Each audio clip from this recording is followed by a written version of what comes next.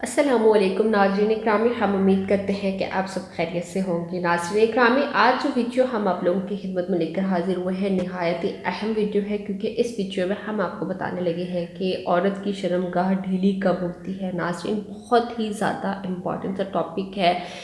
ناظرین اکرامی، اس ٹاپک کی انفارمیشن جاننے کے لیے ہر مرد اور ہر عورت ہی بےتاب ہوتی ہے کہ آخر ایسی کون سی وجوہات ہوتی ہیں جن بنا پر عورت کی شرمگاہ جو ہے وہ ڈھیلی ہو جاتی ہے۔ ناظرین، یہاں پر ہمارے دماغ میں سب سے پہلے ایک سوال آتا ہے کہ کیا بار بار اور مسلسل ہم بستری کرنے سے شرمگاہ ڈھیلی ہو جاتی ہے؟ سب سے پہلا سوال تو یہ ہے۔ ناظرین، اس کا مختصر جواب کچھ اس طرح سے ہے کہ بار بار مباشرت کرنے سے شرمگاہ پہ کوئی فرق نہیں پڑتا، شرمگاہ ڈھیلی نہیں ہوتی ہے۔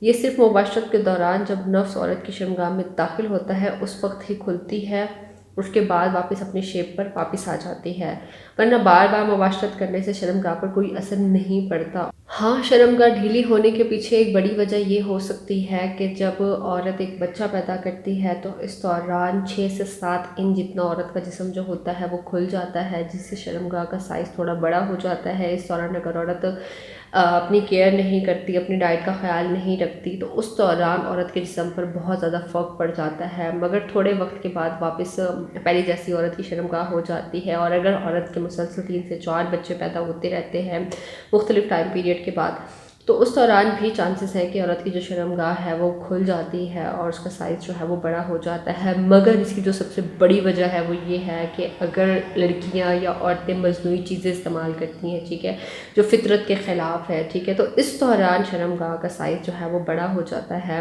جیسے کہ لڑکیاں کھیرے استعمال کر لیتی ہیں، گاجر استعمال کر لیتی ہیں، مولی استعمال کر لیتی ہیں، کیونکہ یہ بہت زیادہ ہارڈ چیزیں ہوتی ہیں۔ اس دوران جو ہے وہ بہت زیادہ چانسز ہیں کہ شرمگاہ کا سائز جو ہوتا ہے وہ ڈھیلا ہو جاتا ہے اور اس کو ریکور ہونے میں بہت ہی زیادہ وقت لگتا ہے۔